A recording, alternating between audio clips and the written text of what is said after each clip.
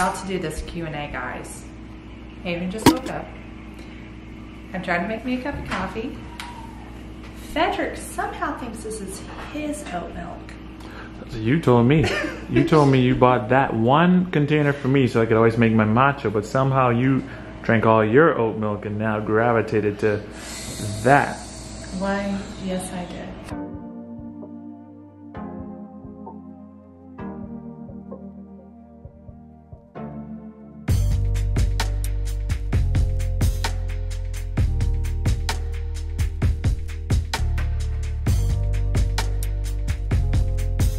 Okay, we're finally sitting down, which we'll see how long this lasts. Another 2 seconds. Zane just went down. Haven's joining us, not eating her snack. I've got my coffee, so let's get into the first question, okay? Going.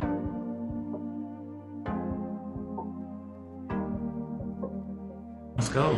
So first of all, thank you guys for asking these questions. We received a lot. And we'll try to go. We'll try to get through as much as we can. The first one says, which parent does each child's personality most mirror? Now we have 2 kids, 1 and 3. 1 and 3.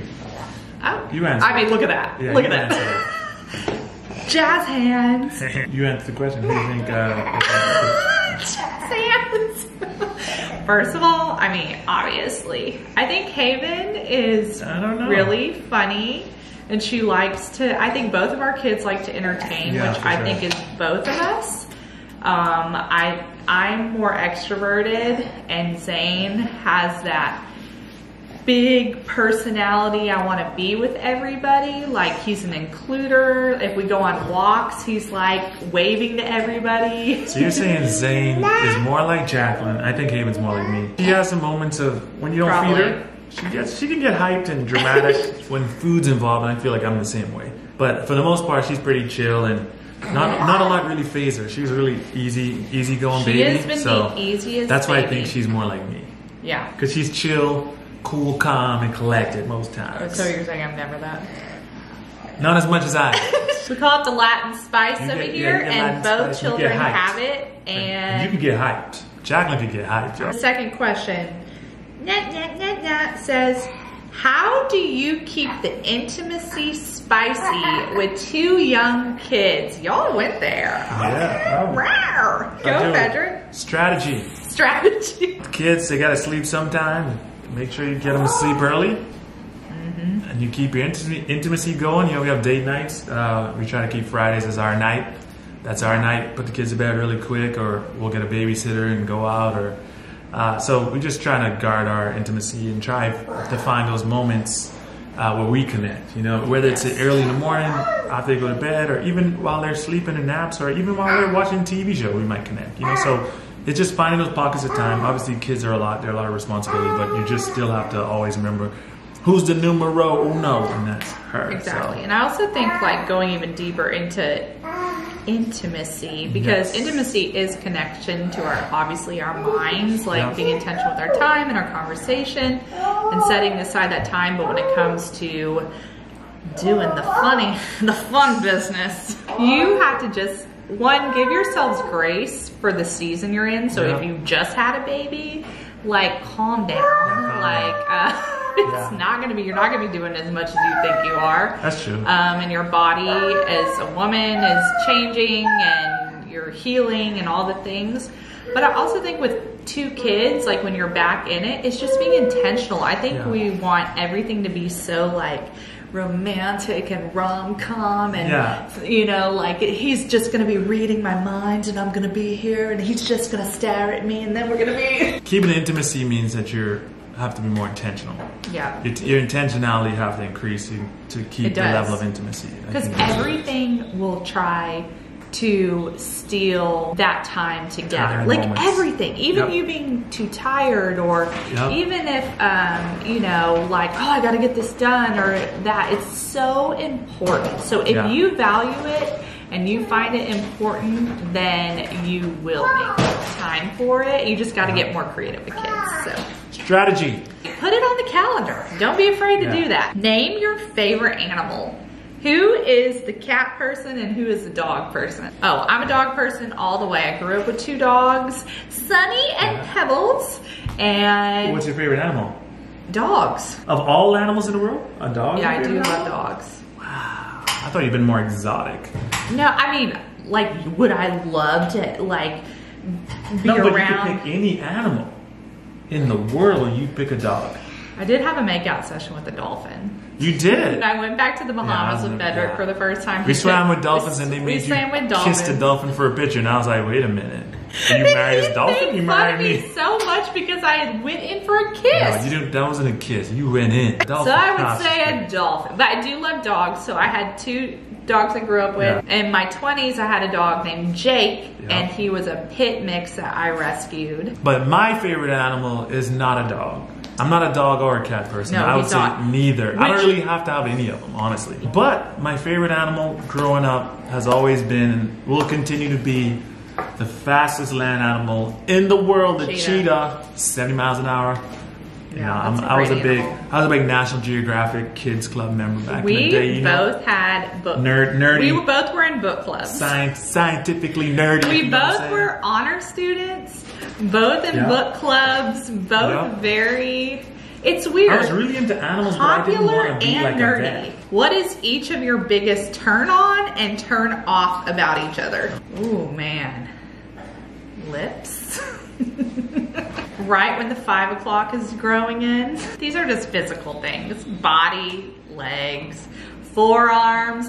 I have a really funny... That's a lot of turn-ons. I was like, you just asking for one. You give them the whole I have this obsession with guys and their forearms. So when we were dating and we were in church one day, I don't even know if I've told the story. He raised his sleeves up. No, I didn't raise my sleeve up. We're back. Battery died. But Jaclyn said I raised my sleeve up when she's in church, and I didn't raise my sleeve up. You did raise your sleeve up. I up. went to church with my shirt cuffed up to show my forearm. I didn't raise it in church. Because did you know that I like the forearm? I didn't know you like that. I knew that I like my forearm. Your thigh, I like my forearm, so I rolled it up. Like you honestly looked at your forearm like this. No, it was a vibe. It was a vibe. The look was a vibe, and I was part of the look, and that's what. Oh, what was that? 2013. Yeah, way back then. Anyways, in worship, I raised that forearm up to the Lord. I did. Hey. What was the question? Non-physical though turn-ons is Fedrick's intentionality with his words. Because Fedrick's not a fluff. When he says something to me that is encouraging or like uplifting or truthful, it always comes at the very right moment. And I know he's just not buttering me up or flattery. Nope. So to me, that's a turn on when like a guy just sees you and can speak that. So obviously you have the physical ones, but a girl needs to be seen and she needs to be lifted up and encouraged by her man. Turn-offs. It could be how that you won't burn this one candle that we've had for 2 years. That's not a turn on. That's a turn on. You keep talking about these candles. The candle I have. DW Home Cranberry Candle, y'all. Okay, it's the best that's smell ever. Like she loves Jesus. That's a turn on. The way she loves Jesus. She's into fashion. It's still the same thing. So she's so just in my hand. It's such a she's a deep well. That's one of the turn on for me. Water bottle. Yeah, she's a very deep well, and that's what I like about Jaclyn. She goes deep. You talk to her, you know you're gonna get truth. You know she's gonna go into the Word. And you're gonna feel the Holy Spirit as she's talking. Obviously, she's hot, sexy. I mean, I can't say this on YouTube, but her body, that's a turn on, but I can't say that. Yeah. We married people. What is your turn off about me? I got none. That's not true. I got none. You said a candle. That was not a turn off. There is no turn off. That's the whole point. Moving on. Did you guys live together before getting married? Quick answer. No. But the Lord worked it out. The Lord worked it out that when we was dating, we didn't know this, but I had moved into an apartment complex and she moved into a townhome, and it was literally separated. We were on the same street, only separated by 2 lights. Not even knowing this. We were living there for lights. It was one main light. It doesn't matter, but it was close. We were 2 minutes from each other. Yeah, and we moved into there within months of moving before we even knew each other. And the Lord just was like, y'all ain't gonna miss each other. I'm gonna make it so clear. I'm gonna put y'all on the same street. But we did not live together. So we were dating. I think we were broken up. I can't remember. I don't know why I'm doing this. It feels very Vogue though, right? I was like broken up with him, and I was split between like, I don't know, like I was really attending church, and I met Fedrick at church and like involved, and one night I canceled my plans with Fedrick. Story? Yes. Oh. I canceled my plans with him. He had invited me to something church related, and 2 days before I told him no and went to this Dallas event. And I the whole time was like, this is not my life anymore. I need to be at church. But what you was saying is you needed to be where I was. No, seriously. So not where you were. I came home at 11 o'clock at night. Fedrick was driving home from said event at 11 o'clock at night. Unknowingly. And we ended up at the same intersection, the same light. So I was coming this way, he was going this way. And I just was like, Lord, it's a sign, I knew it. So I got up the nerve to call him when they were broken up. I didn't know this was happening. I didn't know we was at the same time. And we ended up talking for like 2 hours. Yeah. And it just felt like Lord was like, hello, I'm pointing. He was like, you didn't listen to me earlier when I was trying to tell you you need to go to that church event because that guy was going to be at the church event. Y'all needed to talk for 2 hours to get to know each other to see if it was a vibe. We had already dated for 4 months and then broke up. We knew it was a vibe. Well, if it's still a vibe. Oh yeah, still a vibe. Are you planning on having more children? Ooh, wouldn't you like to know? The answer is, what's our next question? What are your dream jobs? Are either of you currently working your dream job? I think my dream job would actually be probably something where you just get to do creative things, whether it's touring, artistry, singing, speaking, talking to people, just touring and going around the world and just talking to much people, meeting as much people as possible, and just it's my dream job, I guess. Oh, I feel like I'm a cat with 9 lives. I've had like all kinds of jobs. Yeah. So if you had asked me in certain seasons, I was working my dream job. I've worked in publishing and advertising and church ministry and all these things. So my ultimate dream has, like Fedrick's saying, is more. Did the same ultimate dreams?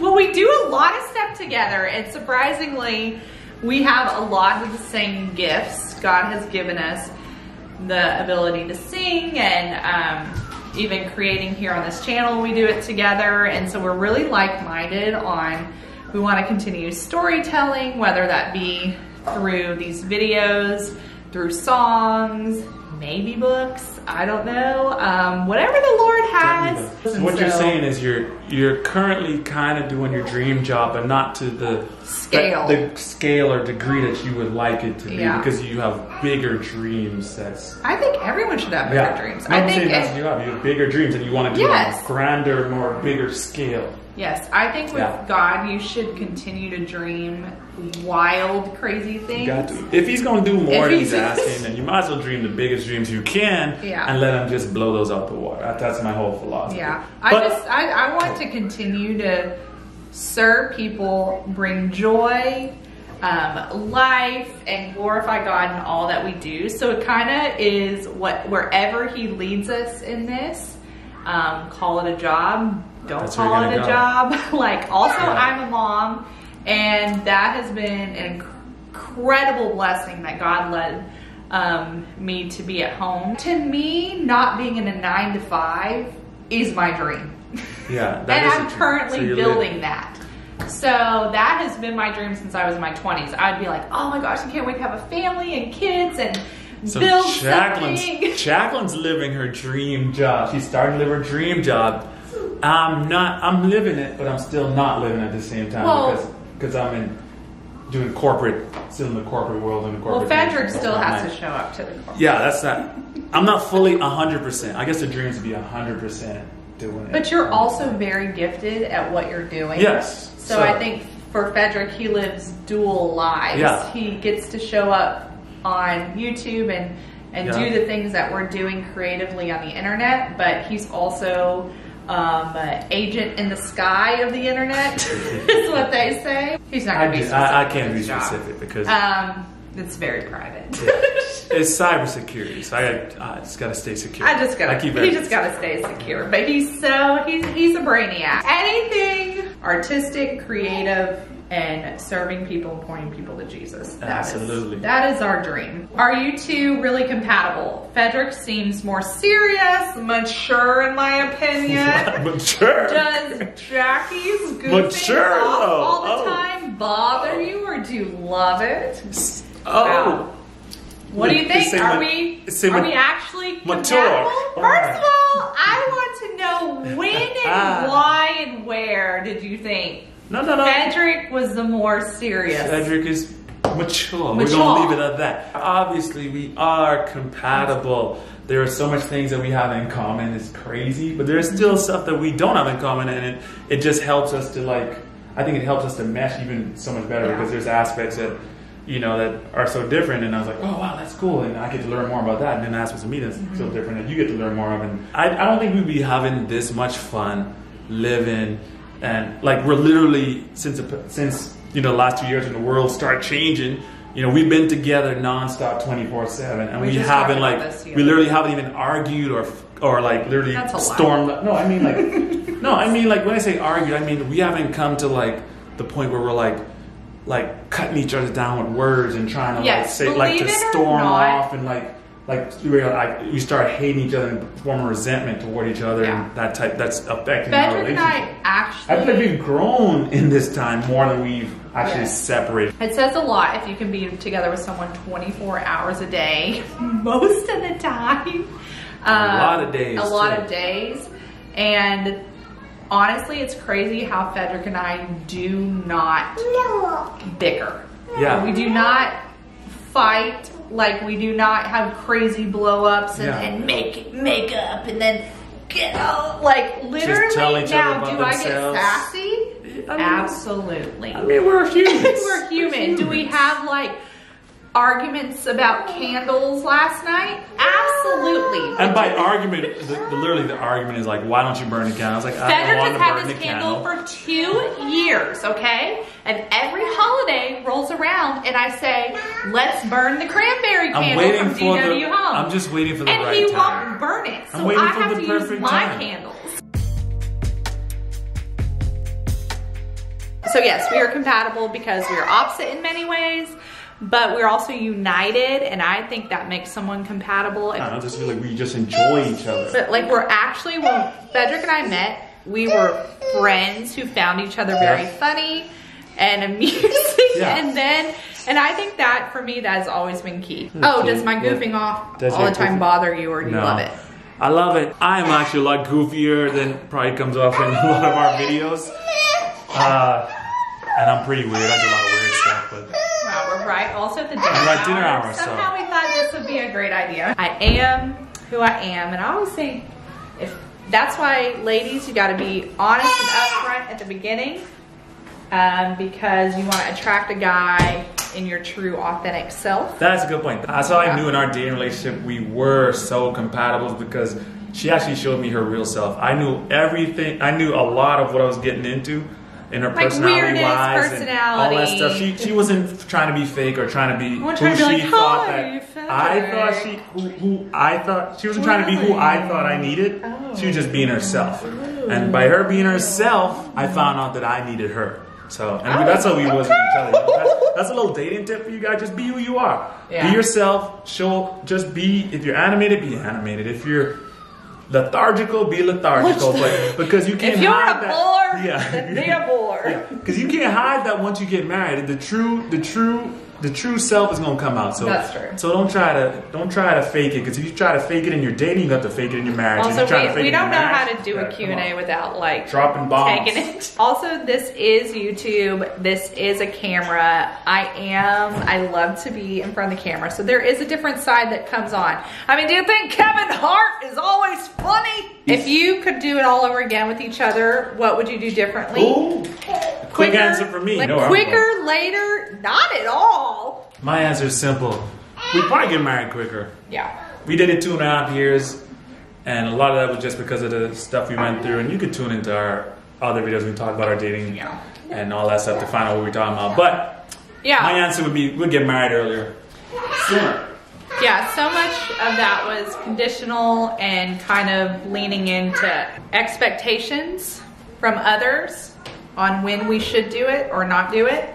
And looking back, I think we would have just went for it quicker. But you can't go back, and the Lord taught us many things and taught me beautiful things during that time. So I am grateful because I learned a lot through opposition. What has been your greatest area of growth in your faith walk this year? Greatest faith walk lesson I've learned is just trusting God, just trusting Him in the moments where you feel like you have no answer and you're just so uncertain, and in the times you're like, I don't know, you don't know what's going on. Just trusting Him in those moments and knowing that where He's leading you, though you can't see all it, you don't have all the answers yet, you don't have the full plan yet, but just know that He's leading you by the still waters, and He's got you, and He's not going to just leave you stranded. Just continue to just trust Him in those times. And even when it doesn't make sense to trust, or you have nothing kind of hold on but that promise that He gave you,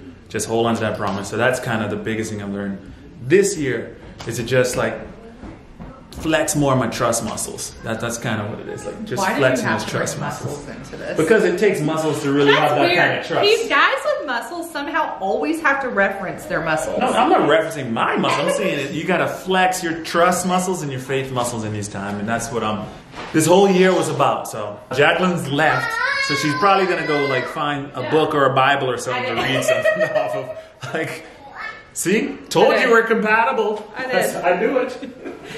Well, I've had this verse, it's the end of the year, and I recently got the Passion Translation, and I have literally just been thinking about this scripture. And it says, it's Psalm 46, it says, God, you're such a safe and powerful place to find refuge. You're a proven help in time of trouble. More than enough and always available whenever I need you. So we will never fear, even if every structure of support were to crumble away. We will not fear even when the earth quakes and shakes. That, I think, has been my biggest lesson of faith this year, and especially the word structure of when every structure of support.